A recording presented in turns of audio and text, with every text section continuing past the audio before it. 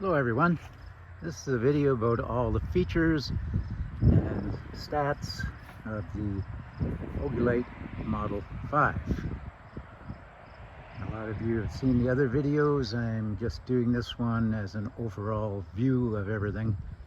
At any rate, I'll start with the motorcycle is in the back. I designed this so that you could travel with the trailer or with the tailgate down and a motorcycle in the back, or anything else you want to put in the back. You see I've got it double strapped. I'm really cautious about that. I don't want to have my motorcycle flying into the trailer and then bouncing down the road. But at any rate, when you're hooking up, you need to be on a slight angle towards the box, just to give you more room to swing the handle around. And having two people makes it so you don't have to get in and out of the truck 10 times to make sure you're in the right place. At any rate, I'm going to focus in on the stats. As you can see, the overall length is, overall height is 94 inches, overall length is 14 feet, overall width is 72 inch. That doesn't include the fenders and wheels. The inside height is 71 3/4 of an inch. The width, 69 1/4. Length, that's the inside height. And the length inside 10 feet. The shower pan is 22 inches by 38.5 inches. And the shower itself is 65 inches tall. The bed is a residential queen size, 80 by 60. It's an IKEA bed. The dry weight as it sits now is 1,236 pounds. When I weighed this at the landfill, it was 1,166 pounds. The extra weight is due to the tongue box, which is right here. Can still be opened, obviously, with the tailgate down. And the rest of the weight is in the extra lithium iron battery and the inverter and the sink drawer. Okay, we have our acrylic windows on this side. You have a pass-through hatch on this side. And what we have here is the way that I feed power into the trailer from the inverter when shore power isn't available. This way you can have 110 volts inside, run a heater, you can run a hot water tank if you want. The reason I did it this way rather than having some fancy switching method inside is you can make sure that you can't connect shore power when you've got your inverter running. So you don't get shore power fighting with your inverter, and guess what? Your inverter is going to lose. Okay, it's all LED tail lights, clearance lights, porch lights. It's LED everywhere. Little handle or hook to hold the door open. And I'm just going to show you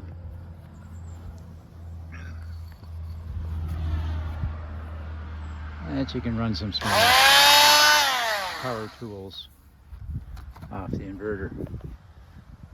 There's a removable outside shelf for barbecue.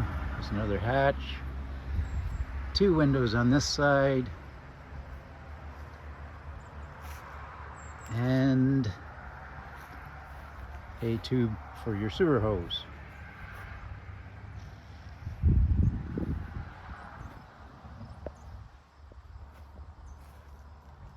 I think it's a good looking trailer. I get a lot of compliments on it. Okay, we'll do the inside in a minute. Okay, one thing I wanted to test is to see how far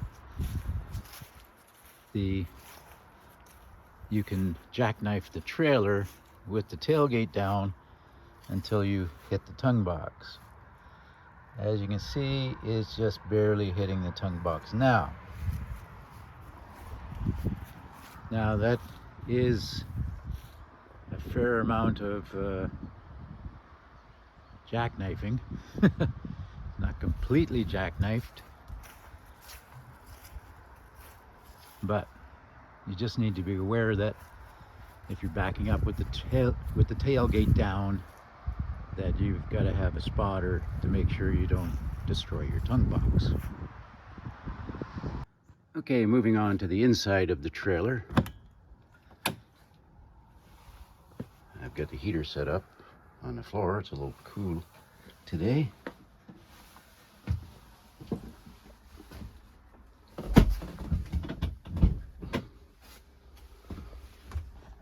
Okay, I've got the bed propped open. Just a simple prop I made out of scrap material. See the tub in there, which can fit clothes, food, whatever you want to put in there. The heater usually sits down there when I'm not using it. It's quite lightweight to lift up the bed. Just a simple handle. Right now the bed is in the couch position. As you can see, the bedding isn't in here right now. I've got it inside airing out. And over here is the grabber to get down in behind the couch back for storing clothes. Here's the sink, which has a folding faucet. And the countertop has a pop-up receptacle and USB and USB-C outlet. Shelf here. And we have the cutlery drawer.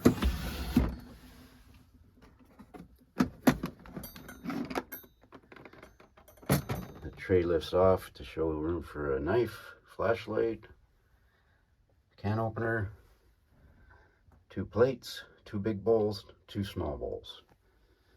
All you need for 2 people.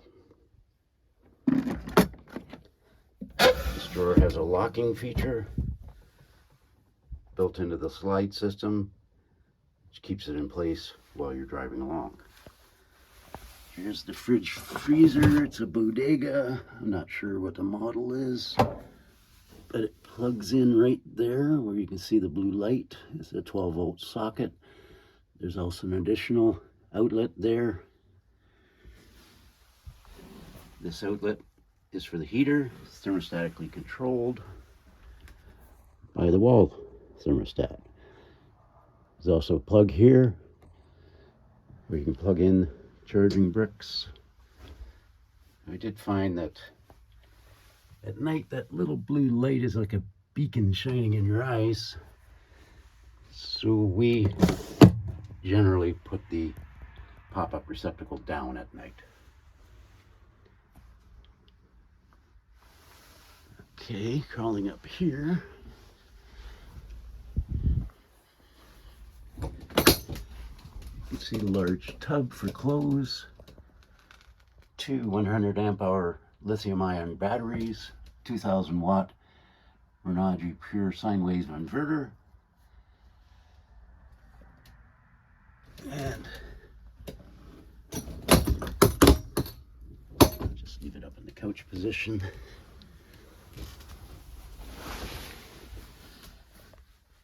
All the lights are LED. The light I'm pointing at right now is manually operated, as is the shower light. And the switches there control most of them.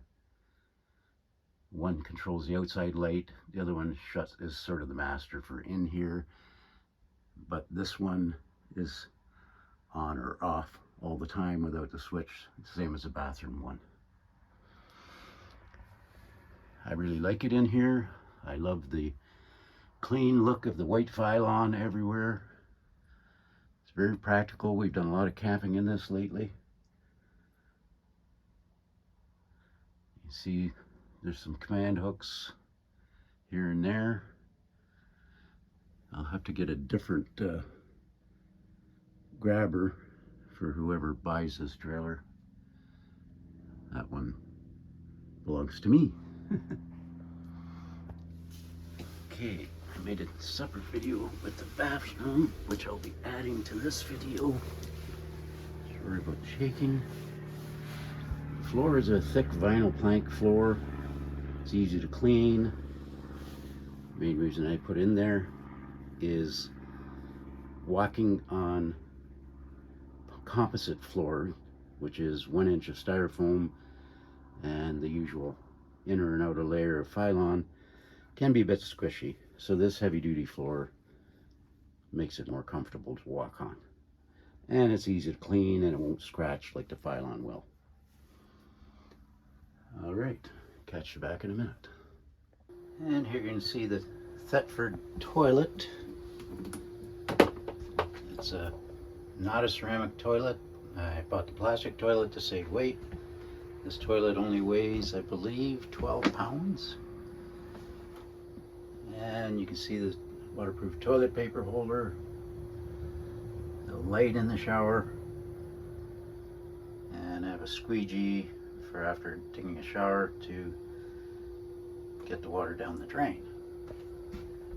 Down here is a cover for when you're traveling so the water doesn't splash up and out of the trap. It's just a piece of magnetic material. It's waterproof and it works very well. Okay, and in here you have your hot water tank. There is a low point drain. That valve you see right there, 12 volt pump. The heater stores easily in here beside the pump. And here's a storage tub. Right now it's just got T-top. Okay, in closing, this trailer has a gross maximum weight rating of 2,000 pounds. That's because it has 2,000 pound axles. They're independent torsion axles, or on both sides. Because of that, brakes are not required in Canada and most of the United States on any trailer weighing less than 2,000 pounds. But you don't want to go over that 2,000 pounds because it makes it a lot easier on the brakes on your vehicle towing if you stay under 2,000 pounds.